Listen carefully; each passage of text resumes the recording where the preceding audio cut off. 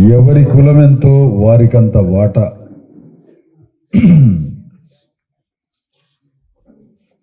బహిరంగ పంచాయతీ.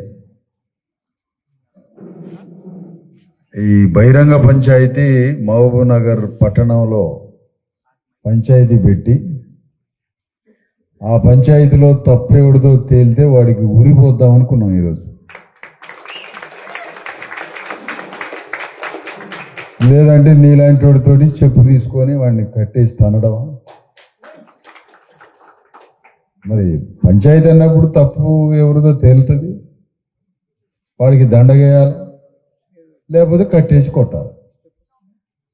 అలాంటి బహిరంగ పంచాయతీలు తెలంగాణ రాష్ట్ర వ్యాప్తంగా జరుగుతుంది. మొన్న వనపర్తిలో పంచాయతీ పెట్టినాం, తప్పేవుడితో తేలింది. రాబోయే ఎన్నికల్లో ఓట్ల ఉరితాడికి నడి బజార్లో ఉరి పెడతానని చెప్పారు. కాకపోతే ఇప్పుడు ఈ మహబూబ్ నగర్లో వద్దనా అస్సలు వేయలేదు. తర్వాత చెప్తా, నీకు ఏం పని ఇవ్వాలో ఇస్తా. మహబూబ్ నగర్లో వర్షం కారణంగా దొంగలకి కొద్ది రోజులు సమయం ఇచ్చే అవకాశం దొరికి, కానీ రాబోయే రోజుల్లో వర్షం పడని, పిడుగులు పడని. ఇప్పుడు కత్తులు తీసుకొని ఆ రోజుల్లో యుద్ధాలు చేసేది రాజుల మధ్య. అప్పుడు వర్షం పడిందని ఎవడన్నా పోయిండు అనుకో, వర్షం వస్తుందని వాడిపోయింది అనుకో, అప్పుడు వర్షంలో నిలబడ్డోడిదే రాజ్యం వచ్చింది. వానసైనికులు పడుతున్నాయని కత్తులు తీసుకున్న సైనికులు ఎటువాడు పోయిండు అనుకో, అప్పుడు రాజ్యం ఎవరిది? వర్షానికి భయపడనోడిదే రాజ్యమైంది. ధర్మ సమాజ్ పార్టీ ఆవిర్భావం రోజు హైదరాబాదులో కుండపోత వర్షం, ఒక్క మనిషి గ్రౌండ్ నుంచి పోలేదు. కారణం ఏమిటి అంటే, ఇంకా మహబూబ్ నగర్లో సైన్యంగా నిర్మాణ దశలోకి రాలే, అభిమానులుగా చేరుకున్నాం. కాబట్టి వర్షం కారణంగా ఈ పంచాయతీ నుంచి చెప్పు దెబ్బలు తినే అవకాశం కొద్దిగా వాయిదా పడింది రెడ్లకి.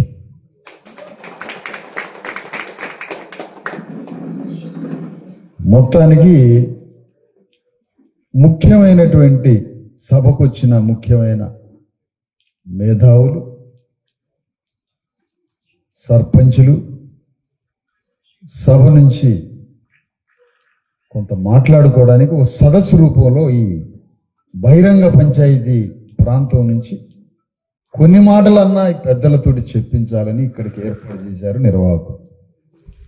ఈ మహబూబ్ నగర్ జిల్లాలో జరుగుతున్న ఈ బహిరంగ పంచాయతీ సదస్సుకి సభాధ్యక్షత వహిస్తున్న గుడిసె బాలయ్య, గుడిసె బాలయ్య.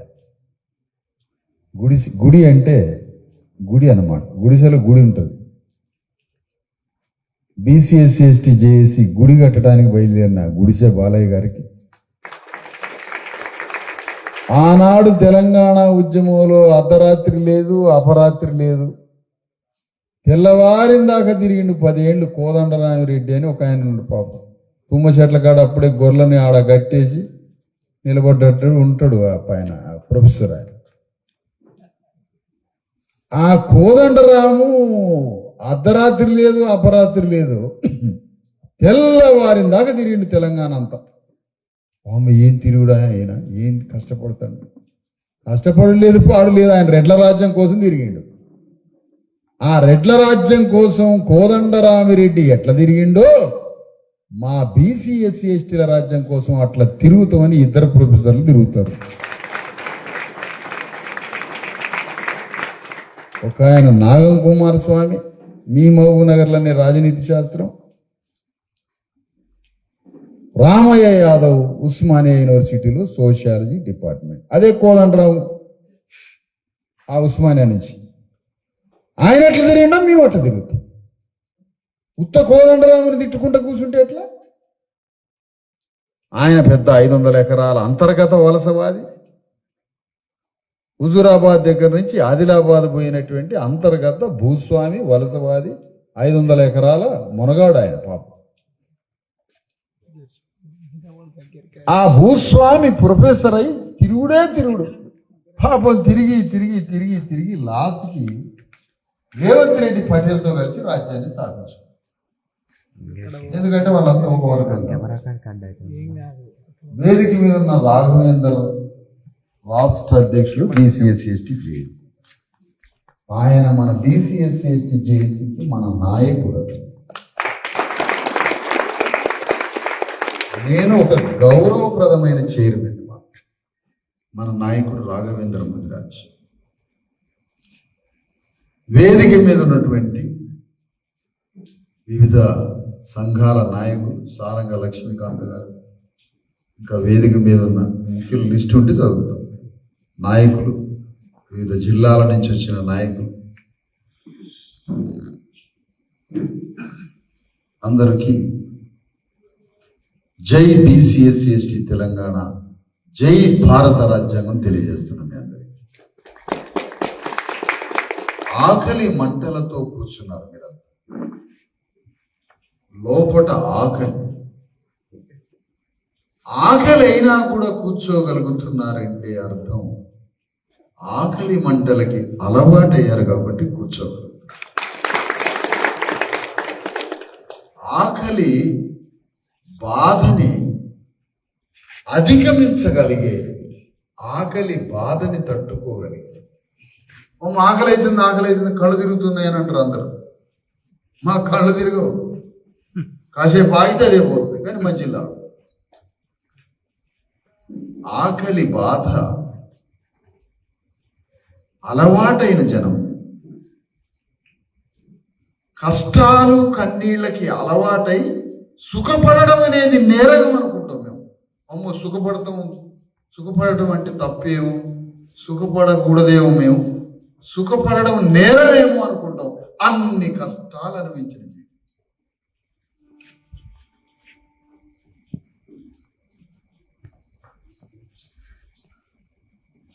సమస్య ఏంటంటే ఇప్పటి వరకు భారతీయులు, తెలంగాణ వాళ్ళు సత్యాన్ని గ్రహించలేకపోయారు. సత్యం ఎర్రగుంటుందని ఎర్ర సత్యం కూడా గ్రహించలేకపోయారు.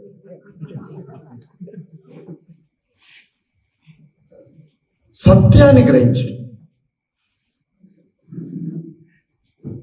భారతదేశ స్వాతంత్రోద్యమం, భారతదేశానికి స్వాతంత్రోద్యమం, భారతదేశానికి స్వాతంత్రానికి నాకేంటి సంబంధం? ప్రత్యేక తెలంగాణ రాష్ట్రానికి నాకేంటి సంబంధం? నా సంబంధం అంతా, నా పోరాటం అంతా నా శత్రువు వేల సంవత్సరాల నుంచి గ్రామంలో ఉన్న భూమిని తన నియంత్రణలో పెట్టుకొని, వేల సంవత్సరాల నుంచి గ్రామంలో అధికారాన్ని తన చేతిలో పెట్టుకొని, వేల సంవత్సరాల నుంచి గ్రామంలో వందల వేల ఇండ్ల మీద పెత్తనం చేస్తున్న ఊర్లో ఉన్న దొరన శత్రువు. ఇది వదిలిపెట్టి బ్రిటిషోడి మీద యుద్ధం ఏంటి? ఇది వదిలిపెట్టి ఆంధ్రావాడి మీద యుద్ధం ఏంటి? ఇది వదిలిపెట్టి బీజేపీ దుర్గోళ మీద యుద్ధం ఏంటి? ఇది వదిలిపెట్టి కమ్యూనిస్ట్ పార్టీ ఆయన అమెరికా వాడి మీద యుద్ధం ఏంటి? నా శత్రువు ఊర్లో కదా ఉండదు. నా తండ్రిని కొట్టినోడు కళ్ళ ముందు ఊరిలో ఉన్నాడు. నా తండ్రిని చెప్పు తీసుకొని కొడుతున్నా నా తల్లి ఒక్క మాట మాట్లాడలేకపోయింది. అయ్యా కొట్టబాకండి అయ్యా అన్నది తప్ప, కొట్టిన వాడిని నా తల్లి కొట్టగలదా? భారతదేశంలో కొట్టిన వాడిని తన భర్తనో తన కొడుకునో భూస్వామి కొడితే మళ్ళా చెప్పు తీసుకొని ఆ భూస్వామిని కొట్టగలదా? 6 లక్షల గ్రామాల్లో నా బాధిత వర్గం కొట్టలేరు. అలాంటి 6 లక్షల గ్రామాల్లో నా శత్రువుని ఎందుకు చూపించలే మీరు? తెలంగాణ 12,000 గ్రామాల్లో గ్రామంలో ఉన్న శత్రువుని ఈ పార్టీలు ఎందుకు చూపించలేదు అని అడుగుతున్నారు.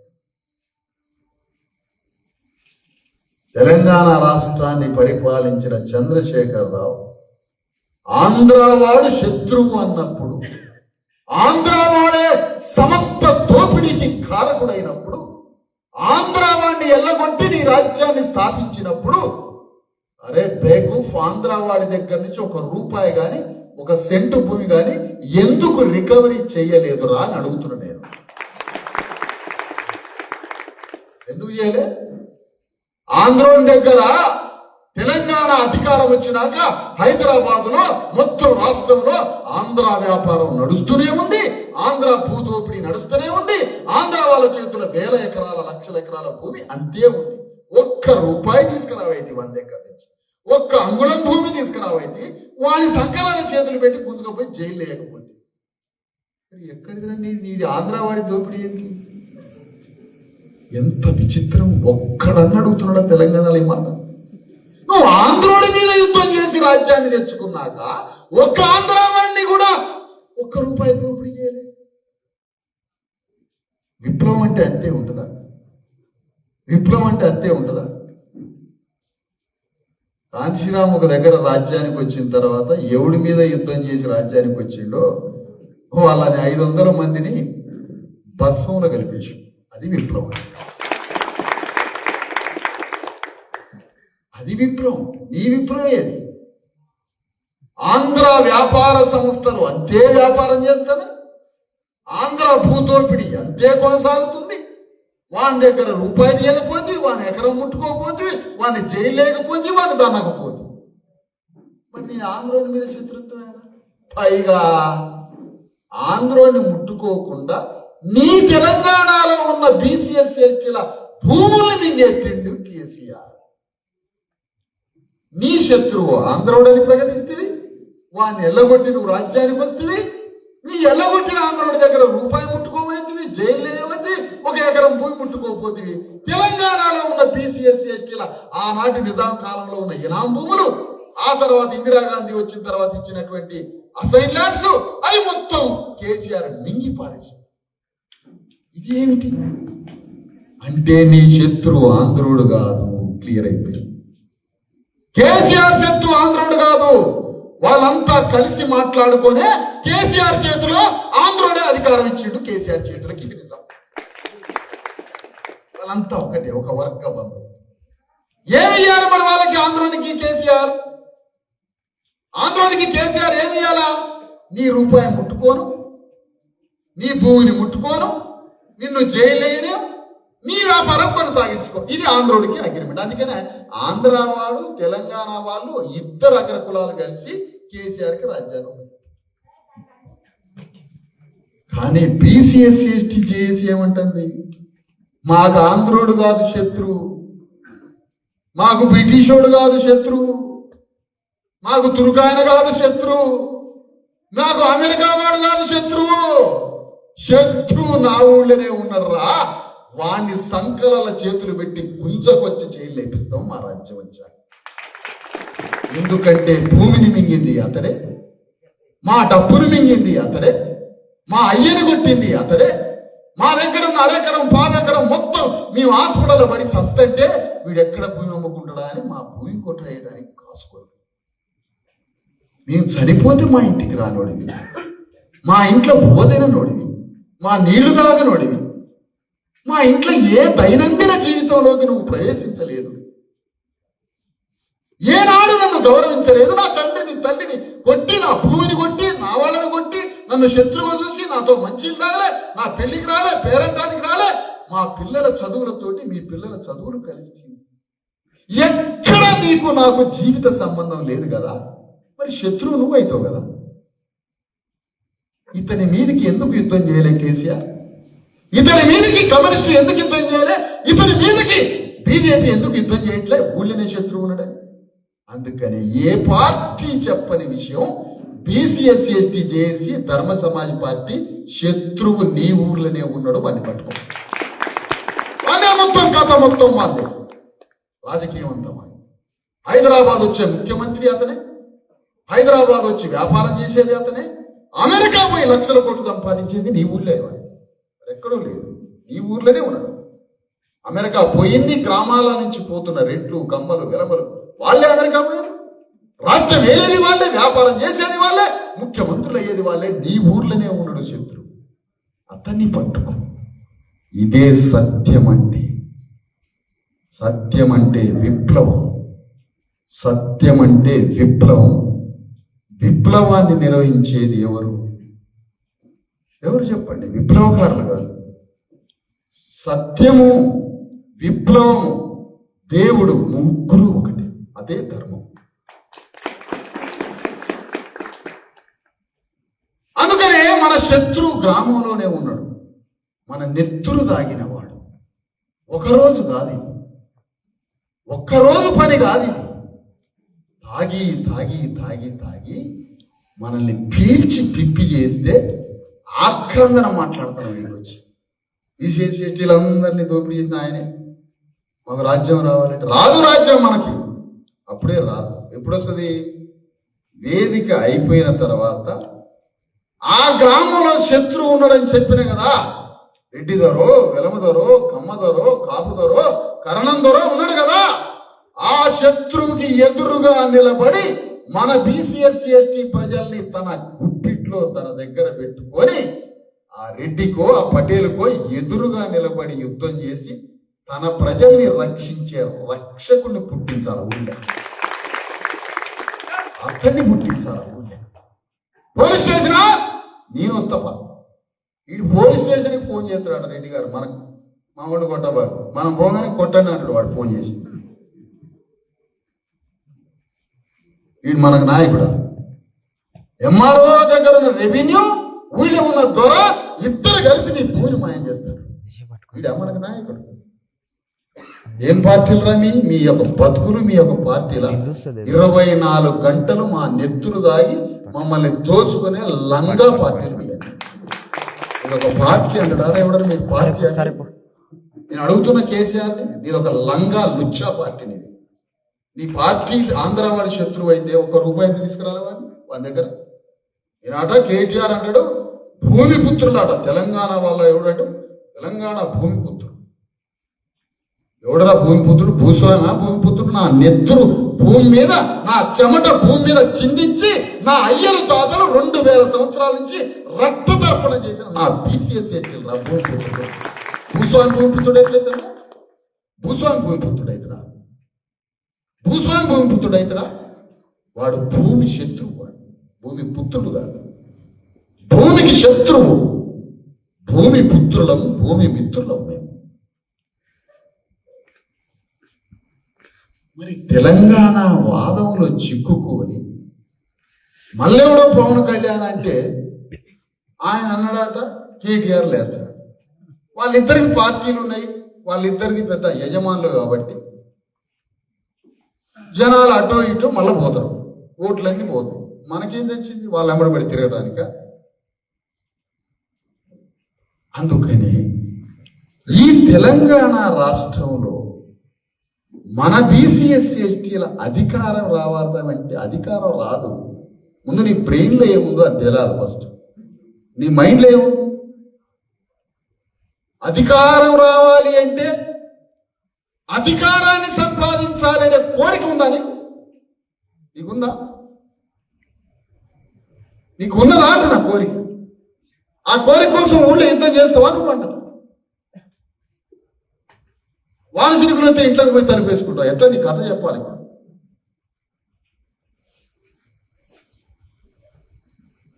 ఆ కోరిక కలిగి ఉండటం ఉన్నది చూసినవా?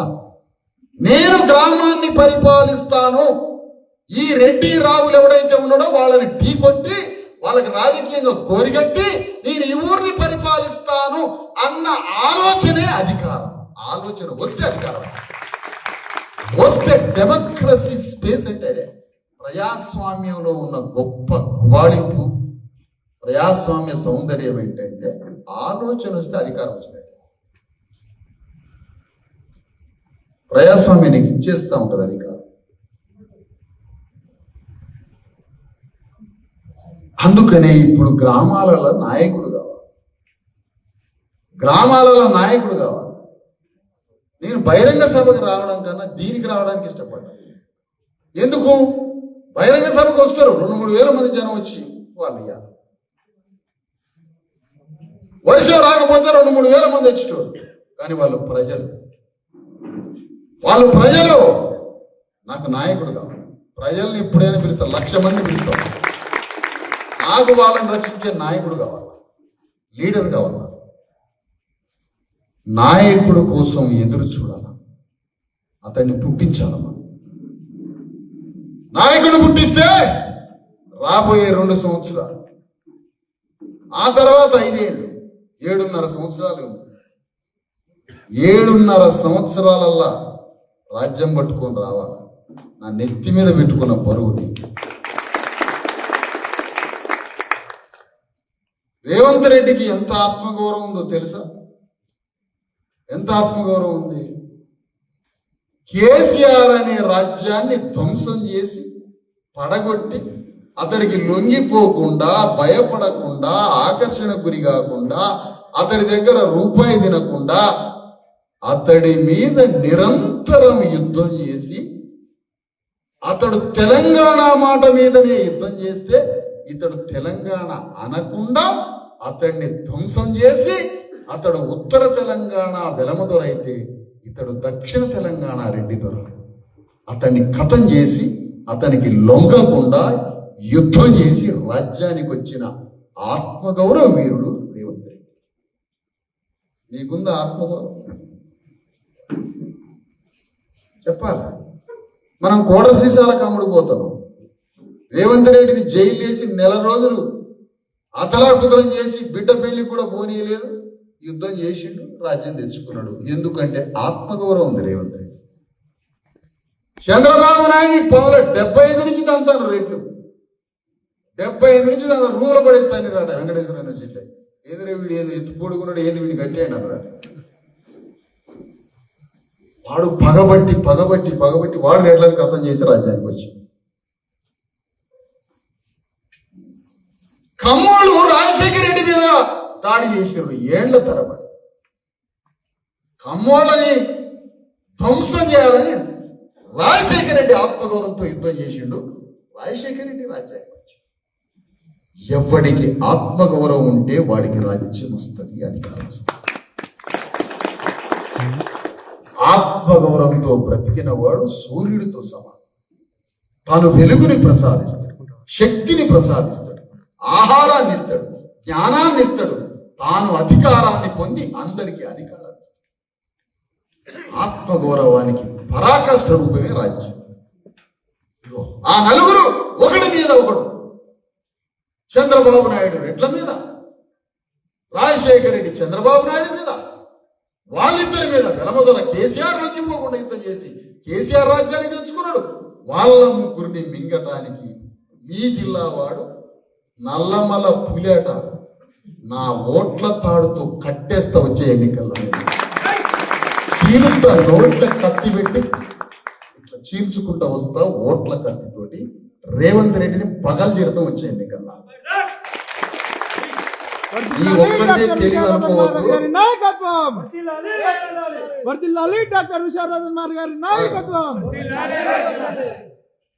పగలు జీవితం వచ్చే ఎన్నికలు. ఎందుకు? ఒక గ్రామంలో యజమాని మీద యుద్ధం చేయమన్నాడు బానిస. 1000 సంవత్సరాల యజమానుల దగ్గరున్న ఓ బీసీఎస్సీ ఎస్టీ బానిసలారా, 1000 సంవత్సరాల యజమానులు మీ రక్తం దాగుతున్నారు, ఆ యజమానుల కంఠాల్ని పోయండి అని అంబేద్కర్ యజమాని దగ్గర పనిచేసే మన అయ్యలకి, తాతలకి, మనమళ్ళకి, మునిమనళ్ళకి, మనందరికీ ఓటు కత్తులు ఇచ్చి యజమాని పోయమన్నాడు అంబేద్కర్. కానీ ఒక్క కత్తి యజమాని మీదకి పోలేదే.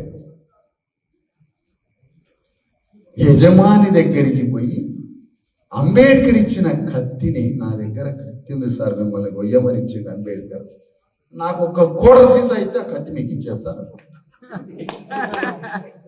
కోటర ఎక్కువ కూడా కాదు, కోట కొద్దిగా ఏదైనా కలేజా ఫ్రై ఉంటే అట్లా కొద్దిగా అడబెట్టాలి, కొంచెం ఏ లేకపోతే మాడిగా తొక్కేసుకోండి, ఏం జిమజిమలు ఆడాలా గంట 2 బరబర నీకు కష్టాలని పోవాలి 2 గంటలే. ఉరికిపోయి పడుతాడు, ఆటోలో పడుతాడు, రాళ్లలో పడుతాడు, చెట్లలో పడుతాడు, ఒళ్ళంతా గుంజుతుంటుంది పొద్దున వాడికి బువ్వలేక కారుబడి గుంజిన కాళ్ళతోటి గుంజి గుంజి గుంజి ఏదో త్వరగా వచ్చుకుంటాడు పిచ్చి పిచ్చి కంటే మన సుతారి పైపోతుంది. మళ్ళా ఆడ నొప్పులు లేసినవి వీడికి తిండి లేక తాగితే తిండి లేక నొప్పులు లేసినవి మళ్ళా తాగుతాడు. ఇదే మహబూబ్ నగర్ శ్రామికుల పని.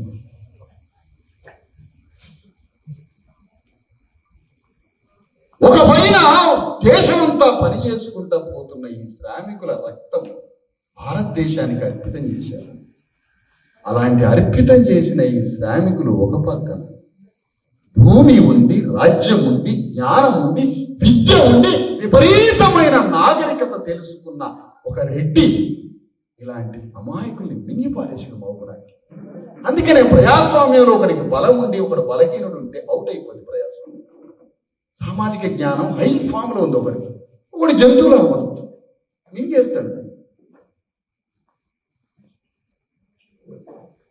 ఏంటి దీనికి పరిష్కారం?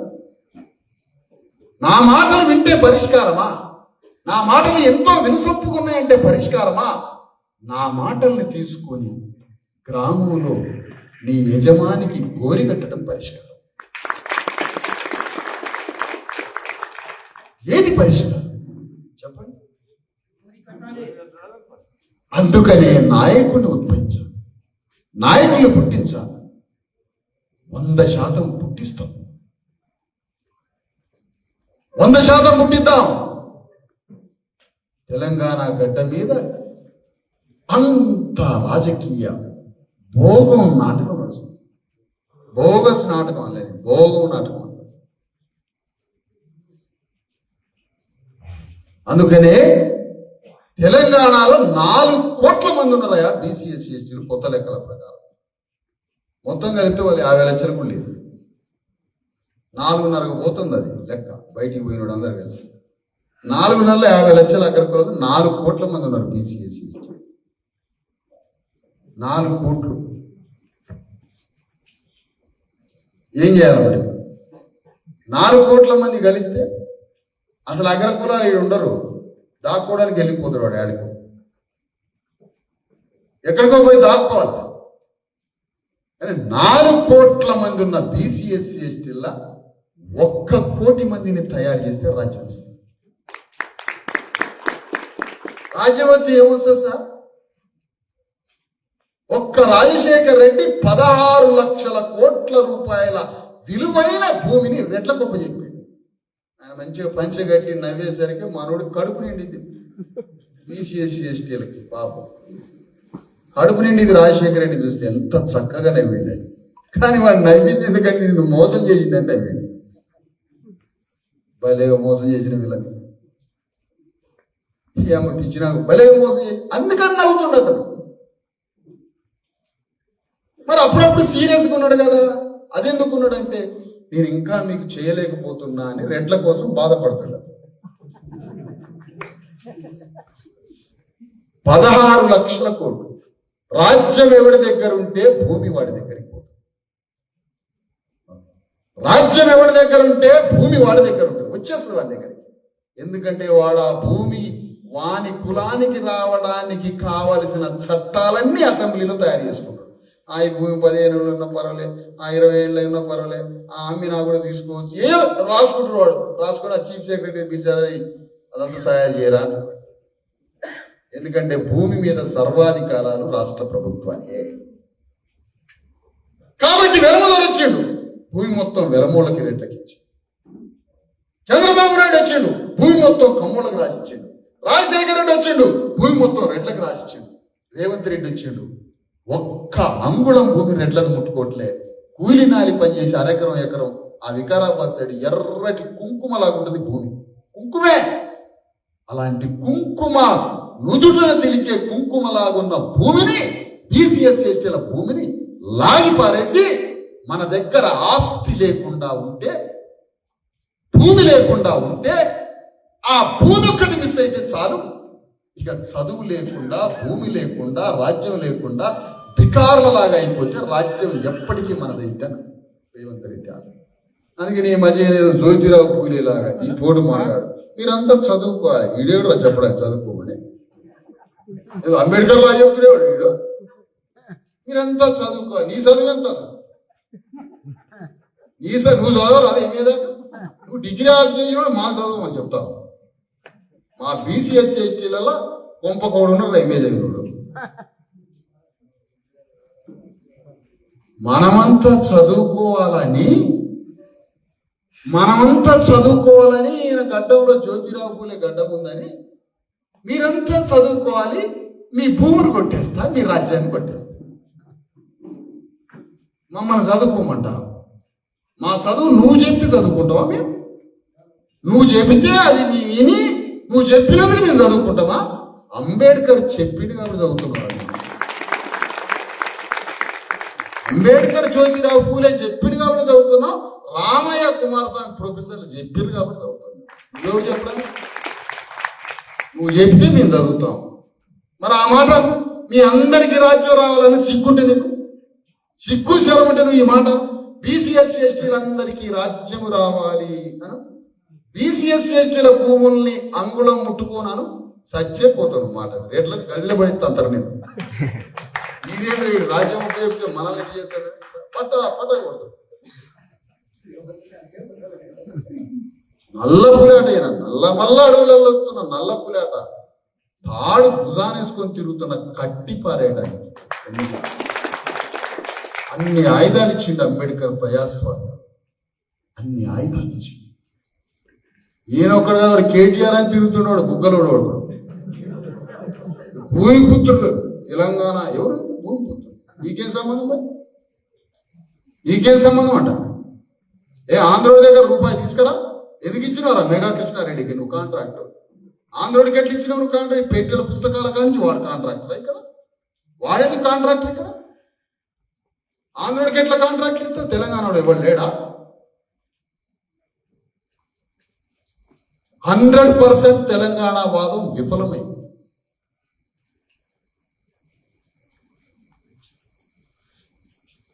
బీసీఎస్సీ ఎస్టీల రాజ్య ఆలోచన రాకుండా కనుమరుగు చేస్తున్నారు ఒక్కొక్క కుట్ర. ఏంటి ఈ కుట్రలు? అందుకనే తెలంగాణ గడ్డ మనది, తెలంగాణ వాదం మనది. తెలంగాణ వాదం మాట్లాడాల్సింది బీసీఎస్సీ ఎస్టీ నాయకత్వం. తెలంగాణ ఐడెంటిటీ కోరుకోవాల్సింది మనం, తెలంగాణ అస్తిత్వం కోరుకోవాల్సింది మనం. ఆయన ఎట్లా కోరుకుంటాడంటే అస్తిత్వం. నువ్వు అస్తిత్వం అంటే ఒకే తెలంగాణ అడవిలో పులి మేక ఇద్దరికి ఈ అడవి అస్తిత్వం ఇద్దరికి కావాలంటే ఎవడు పీక తింటాడు కదా? నీకెందుకు అస్తిత్వం? మమ్మల్ని పీక తినేవాడికి నీకు అస్తిత్వం అంటే నీకు అస్తిత్వం అయితే మమ్మల్ని పీక తింటానికేనా? ఇది ఒక పిచ్చి పట్టింది ఈ తెలంగాణలో అందరికీ. తెలంగాణ అస్తిత్వం ఎవడెవడికి కావాలి? అస్తిత్వం పులికి ఎట్లిస్తావు? అస్తిత్వం అడుగుతారు రామయ్య. అస్తిత్వం పులికి ఎట్లిస్తావు? పులికి తెలంగాణ పులికి అస్తిత్వం ఇస్తే అది నిన్ను కదా పీక తినేది. అస్తిత్వం శ్రామికుడు కావాలి. తెలంగాణ శ్రామికుడు, తెలంగాణ బాధితుడికి అస్తిత్వం కావాలి. డెఫినేషన్ ఇవ్వడంలో కోట్ల మంది చచ్చిపోతారు. నిర్వచనం అనే విలువల్ని ఒళ్ళు దగ్గర పెట్టుకొని సూత్రీకరించండి అని చెప్తున్నా తెలంగాణ వాదులు. అస్తిత్వం నువ్వు ఎట్లా చెప్తావు? ఎవరికి అస్తిత్వం అంటావు? ఇప్పుడు పీక తింటుందండి పులి అడవిలా, మేకని పీక తింటుంది. మేక పులి రెండు తెలంగాణయే. ఈడు అంటాడు కదా తెలంగాణ వాది పులి దగ్గరికి పోయి నీకు బాగా అస్తిత్వం ఉండాలంట. దేనికి అస్తిత్వం? కోళ్ళని మేకని పీక తింటాయి. అస్తిత్వం మాకు ఉండాలరా ఏదో, మా బీసీఎస్సీ ఎస్టీలకు కూడా అస్తిత్వం. ఎవడు ఎటు మాట్లాడతాడో తెలియదు. ఏమనుకుంటాను? వాల్యూ అనేది అణుబాబుతో సమానం. అది అకారణంగా అన్యాయంగా ఆ వాల్యూని రివర్స్ లో చూడితే దాంతో ప్రమాదం. స్త్రీని దోపిడీ చేయాలని ఎవడో విలువను సృష్టించిండు. ఎన్ని తరాలు ఎన్ని కోట్ల మంది వచ్చారు మన స్త్రీలు. అందుకనే మిత్రులారా, బీసీఎస్సీ ఎస్టీ బంధువులారా, తెలంగాణ వాదానికి నాయకత్వం మనది. అందుకనే తెలంగాణ శబ్దం, తెలంగాణ అస్తిత్వం, తెలంగాణ పోరాటం, తెలంగాణ సంస్కృతి, తెలంగాణ సంప్రదాయానికి నాయకత్వం యజమానులు తెలంగాణ బాధిత లోకం, తెలంగాణ బీసీఎస్సీ ఎస్టీ లోకం, తెలంగాణ శ్రామికులతో డీక్లాసిఫై అవ్వడం అప్పర్ కాస్ట్ అయితే మనం కలిసి నాయకత్వం వహించాం. అంతిమంగా మీ అందరి విముక్తి ఎక్కడ దాగి? మీ విముక్తి ఎక్కడ దాగి? మీ ఆలోచన ఎక్కడ దాగి? మన రాజ్యం, మన స్వతంత్రం ఎక్కడ? మన విముక్తి ఎక్కడ? నీ స్వతంత్రం ఎక్కడ? అమెరికాని ఏలుతున్న రెడ్డి కమ్మ వెలమలు నీ ఊరు నుంచి పోయిన వాడే. హైదరాబాదుని ఏలుతున్న వాడు నీ ఊరు నుంచి పోయిన అగ్రకులాలే. దేశాన్ని ఏలుతున్న వాడు నీ ఊరు నుంచి పోయిన దొరే. భారతదేశంలో తెలంగాణలో జుడిషియరీ సిస్టమ్ నీ ఊరు అగ్రకుల భూస్వామి నుంచి పోయిన వాడే జుడిషియరీ సిస్టమ్ లో ఉన్నాడు. నీ ఊరు నుంచి పోయిన వాడే పోలీస్ అధికారి అయ్యిండు అగ్రవర్ణమాడు. నీ ఊరు నుంచి పోయిన వాడే ముఖ్యమంత్రి అయ్యిండు. ప్రపంచంలో శాసిస్తున్న అన్ని రంగాలలో నీ ఊరు దొరైపోయి కూర్చున్నాడు. శత్రువు నీ ఊళ్ళనే ఉన్నాడు, నీ ఊర్లోనే ఉన్నాడు. వాడిని పట్టుకో. వీడిని బట్టనియట్లే ఏ పార్టీ. అడ్డం నిలబడుతుంది. లేడు శత్రువు లేడు. అడ్డం నిలబడుతుంది. ఏడెవడు లేడు, నా వెనక ఎవడు లేడు. తెలంగాణ వాదం అనే అడ్డం నిలబడి తెలంగాణ 12,000 గ్రామాలలో మన రక్తం దాగిన భూస్వాముల్ని మనకి కనపడనీయకుండా పక్కపలచటి కేసీఆర్ 1,00,000 కిలోమీటర్ల ఎడలుపుతూ నిలబడ్డాడు. శత్రువు కనపడకుండా. శత్రువును మాయం చేసి ఈయనది ప్రజాపాలన. రేవంత్ రెడ్డి ప్రజాపాలన. ఏం ప్రజాపాలన? ఈ గవర్నమెంట్ లో అసలు ఏం జరుగుతుందో చెప్పుకో. కానీ ఒక పని చెప్పాయా? ఇదేందో చెప్పు. నీ కథ ఏందో చెప్పు. అసలు ఈ గవర్నమెంట్ ఏందో చెప్పు.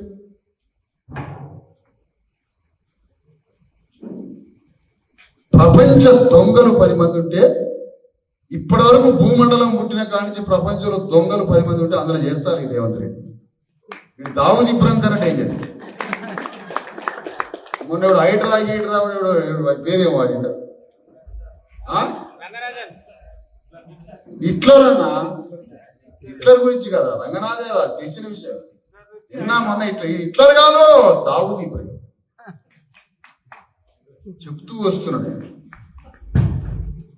అందుకనే ఈ మెరిక లాంటి ఈ అత్యంత ఉత్సాహంగా అప్డేటెడ్ అప్పర్ కాస్ట్ బ్రెయిన్ తో భారతదేశంలో చలాకిగా తెలంగాణని దోపిడీ చేస్తున్న రేవంత్ రెడ్డిని ఓట్ల తాడుతో బంధించి ఓట్ల కత్తులతో కథం చేద్దాం. రేవంత్ రెడ్డిని వచ్చారు.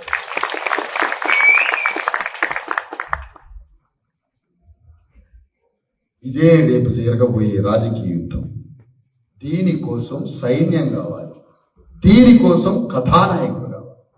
కథానాయకుడు రేవంత్ రెడ్డి బయలుదేరని, అరే అమ్మ రేవంత్ రెడ్డి బయలుదేరిండ్రా, ఈ అమ్మ కేసీఆర్ని కొట్టడానికి ఇక మనం రెడీ కావాలని ఊరుకోరెడ్డి తయారయ్యారు. రేవంత్ రెడ్డికి పైసలు ఇచ్చిర్రు, పార్టీని తీసుకున్నారు, ఊళ్ళో జనాన్ని దోలిర్రు. రేవంత్ రెడ్డి రెడ్లు, పైసలు, కులం అందరు కలిసి కేసీఆర్ని కట్టేసి చంపేసి రెడ్లకి రాజ్యం వచ్చింది.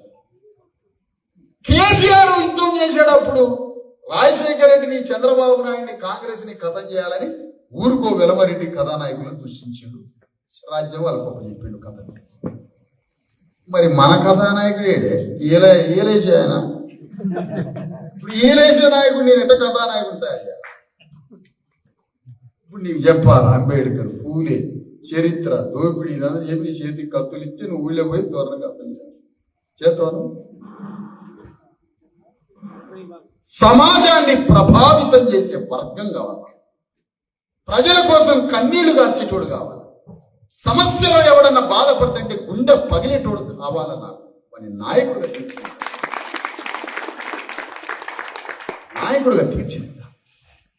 వాడే కావాలి సంఘానికి, సమాజానికి. అతడే కావాలి. అవమానాల్ని భరించేటోడు కావాలి. అవమానాల్ని భరించేటోడు కావాలి. వీళ్ళు ఇంట్లోనే అవమానాలు ఉంటాయి. ఇంత నలుగురు మధ్య సమాజంలోకి వస్తే అవమానాలు ఉంటాయి. వాడు ఏదో అనుకుంటాడు సార్ నాన్న వెళ్ళిపోతావు. దవడ పనులు రాలకూడతాం. నాయకత్వం వహించినాక సచ్చిందాక అవమానాలు పడాల్సిందే. అవమానాలకి సిద్ధంగా అన్నిటికన్నా పెద్ద సబ్జెక్ట్ ఇది. అలాంటి నాయకుడు కావాలి గ్రామంలో. ఎంతటి సమస్యనైనా అది పరిష్కరించేంత వరకు వాడు మొండోడై కూర్చోవాలి అక్కడే. పనైందా కూర్చో. నీ ఇంట్లో సమస్య కోసం ఎట్లా తిరుగుతానో జనం సమస్య గురించి కూడా అట్లా చేయాలి నాయకుడు అంటే. మహబూబ్ నగర్ జిల్లాల గ్రామ ఉద్యమాన్ని నిర్మించండి, నాయకత్వాన్ని తయారు చేయండి, బీసీఎస్సీ ఎస్టీ జేఏసీ నిర్మించండి, గ్రామాల ఉద్యమాన్ని నిర్మించండి. త్వరలో మా భూమి రథయాత్ర మహబూబ్ నగర్ లో పెట్టి ఒక్కొక్క రెడ్డిని నడి బజార్లో కట్టేసి ఓట్ల వాళ్ళతో ఒక్కొక్క గ్రామం బడింది కుందరా ఇట్లా స్కూల్ ఎట్లా కూలిపోయిందిరా. నీ ఎమ్మెల్యే కానీ పట్టుకురాని వీడెవడు ఇక్కడ ఎమ్మెల్యే ఎస్సా బీసీయా రెడ్డా ముందు పట్టుకురాని వాడు కట్టేసి ఆ బడి కాడ కూర్చుంటా బడి బాగు చేసేంత వరకు అనిచి కథ. ఒక్కడికి 25,000 ఇది వీడికి 50 కోట్లు ఖర్చు పెడతారట నియోజకవర్గం. దేనికి పెడతారో నువ్వు 50 కోట్లు 100 కోట్లు దేనికి పెడతావు? ఆ అవలగాడికి సిగ్గు చెరువు ఉంటే బడి బాగు చేయి, నీ ఓట్లు ఎందుకు పడవరా నీకు? ప్రతి గ్రామంలో స్కూల్ కట్టి హాస్పిటల్ కట్టి అందరికి పని చూపి అందరి భూమి హక్కులు కాపాడు, ఎవడు భూమి పోకుండా చెయ్యి. నిన్ను ఆ జనమే 10 ఏళ్ళు కాదు 100 ఏళ్ళు ఎమ్మెల్యే చేస్తారు. నీకెందుకురా 100 కోట్లు ఖర్చు పెడతాను మా నోట్ల సారపోసి. వీడు అక్కడ పరిగెలనాట నేను మీ భూములు కాపాడలేనని చేతులు ఎత్తురాడు వాడు. మీ భూములు కాపాడలేనంటాడు. దేనికి ఎన్నికైనా నిన్ను ఓడగొట్టడానికి 100 సార్లు పోతా పరిగె. నాకు సంబంధించిన నా వర్గ ప్రజల్ని గొల్లాయనో ముదిరాజునో ఎవడో ఒకటి ఈ ఉద్యమ వీరుణ్ణి ఆ సర్పంచ్లో తీసుకుపోయి ఎమ్మెల్యేగా నిలబెడతాడు. ఇది పగ ప్రతీక. ఆత్మగౌరవం అంటే పగ. ప్రతీకారం తీర్చు. సిగ్గు శరం లేకపోతే నీ అయ్యను కొట్టినోడి దగ్గర కోటర్ తాగుతావు, నీ తల్లిని తిట్టినోడి దగ్గర కోటర్ తాగుతావు, నీ ఊళ్ళో నీ భూమి దోపిడి చేసేవాడి దగ్గర 500 అడుక్కొని తాగుతావు. రెడ్డికో సాల పోయించి డబ్బు కొట్టి తిరగమని చూద్దాం. వాళ్ళు లుంగి కట్టుకొని ఊడిపోయిన దాకా డబ్బు కొట్టుకుంటే మన ఎమ్మడి తిరుగుతారా? ఒకరిని చూపియండి అప్పటి కష్టం.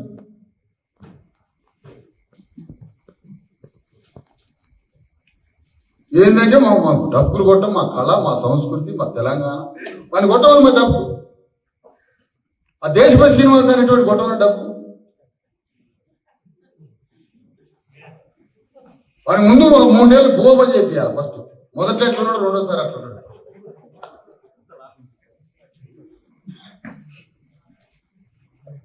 నువ్వు కొట్టవా డబ్బు? గూటం రెడ్డి అంట, మాది కానంటే గూటం రెడ్డి అంట. అంటే మేము చెప్పులు కుట్టే రెడ్లం, నువ్వు పరిపాలించే రెడ్డిగా. సిగ్గున్నదా మనం మాట్లాడటం? మమ్మల్ని గూటం రెడ్లు అంటావు. మేము చెప్పులు కుట్టే గూటం రెడ్లం, నువ్వేంది మరి పరిపాలించే రెడ్డి. అదే ఓటు కూటాలతో వస్తావు రేపు రా ఎన్నికలకి. అలగారు బదులు కొడతాం ఓటు కూటాలతో రాదే. ఎవరు లేదు, ప్రతిపక్షం లేదు, ఏమీ లేదు. తెలంగాణ గడ్డ మీద ప్రతిపక్షం బీసీఎస్సీ ఎస్టీ జేఏసీ ఉరిపెత్తదు. అదే ప్రతిపక్షం పాలక వర్గాలంతా ఒక్కటే చేస్తున్న వికృత రాజకీయ నాటకం. అందుకనే తెలంగాణ గడ్డ మీద సమాధానపరచడానికి వచ్చింది బీసీఎస్సీ. ఆన్సర్ ఇవ్వడానికి వచ్చింది. క్వశ్చన్కి రాలే.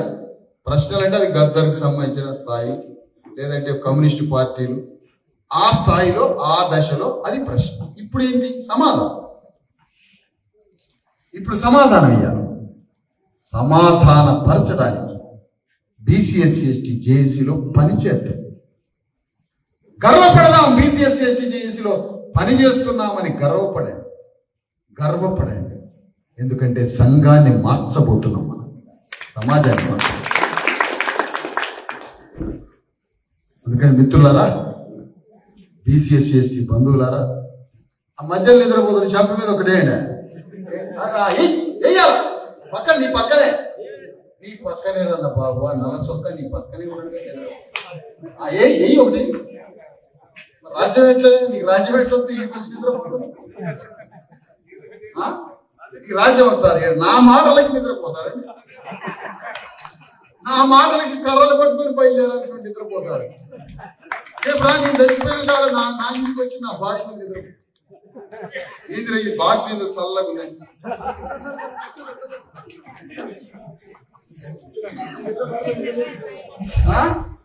భలే నిద్రపోదు గురకు ఇక్కడ దాకా వినిపించింది నా గురకు.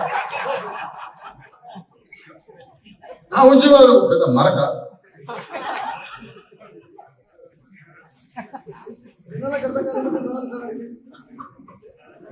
సరే సరే, ఆ విధంగా తెలంగాణలో అస్తిత్వము, తెలంగాణ యుద్ధము, తెలంగాణ పోరాటం ఇది మొత్తం ఒక యుద్ధ రూపంలోకి తీసుకుపోయి ప్రజాస్వామ్య యుద్ధం. ఓటు కత్తులను, ఓటు కూటాలను నిజంగా కత్తి పట్టుకొని అలవాటు లేదయా మాకు. రేవంత్ రెడ్డి తుపాయి పట్టుకొని కరీంనగర్ బయట పట్టుకొని తుపాయి పట్టుకొని మాకేది బాబు తుపాయి. నీ 1,00,000 తుపాకులు నా ఓటుతో సమానం. తుపాయి పట్టుకుంటే అంబేద్కర్ ఒక ఓటుతో తీసేవతల పడేసి 540 సంవత్సరాలు.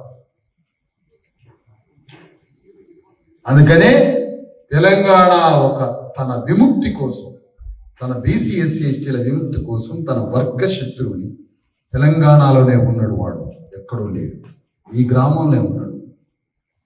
బరగేసి శిబిరం నీ ఊర్లో ఉన్న శత్రువుని అవతల పడి బీజేపీ, టిఆర్ఎస్ అన్ని పార్టీలను అవతలేసి, శత్రువులను అవతలేసి బీసీ ఎస్సీ ఎస్టీల బంధువర్గాన్ని యువతల వైపు పెట్టి యుద్ధం చేయబోతున్నాం. రేపు రాజకీయ యుద్ధం. ఆ యుద్ధంలో పాల్గొనాలి. రాజకీయ చైతన్యం రాకుండా చేస్తూ ఉంటారు. మన రాజకీయ చైతన్యం అంటే శత్రువును చూపించకుండా, రాజకీయ చైతన్యం అంటే శత్రువును చూడటం, దర్శనం చేసుకుంటుంది. ఆ విధంగా మహబూబ్ నగర్లో ఉన్న మీరందరూ రేవంత్ రెడ్డి అంత తెలివి సంపాదించాలని, మీ అందరికీ రేవంత్ రెడ్డి అంత ఆత్మగౌరవం రావాలని, ఆయనలాగా చలాకీగా మన కులాలకు కూడా నాయకత్వం వహించాలని, రేవంత్ రెడ్డి లాంటి ఆత్మగౌరవంతో మనం కూడా ఉంటే రెడ్ల రాజ్యాన్ని మనం కథం చేయొచ్చని చెప్పారు. ఆ విధంగా మనమంతా ఈ ఆలోచనతో మహనీయుడైనటువంటి డాక్టర్ అంబేద్కర్, జ్యోతిరావు, సాహు మహారాజ్, బసవేశ్వరుడు, పోతులూరి వీరబ్రహ్మం, శివాజీ, కబీర్, సంత్ రవిదాస్ మహనీయుల యొక్క పోరాట ఆలోచన ఇది. సమానత్వం ఇది సమానత్వం చిన్న విషయం కాదు. సమానత్వం సాగే విప్లవం. ఈ విప్లవంలో అందరం పాల్గొని చరితార్థులమై మన బిడ్డలకి, మన వర్గానికి, మన సమాజానికి, ఈ సమాజంలో ఒక మంచి జీవితాన్ని ప్రసాదించి ఈ క్రూర మృగాల మధ్య మన ప్రజలకి ఒక స్వేచ్ఛ స్వాతంత్రాలను, భూమి మీద బతికే అవకాశాన్ని మన ప్రజలకి మనం ఇద్దాం. అదే చరిత్ర. దానికోసం నిలబడాలని కోరుతూ సెలవు.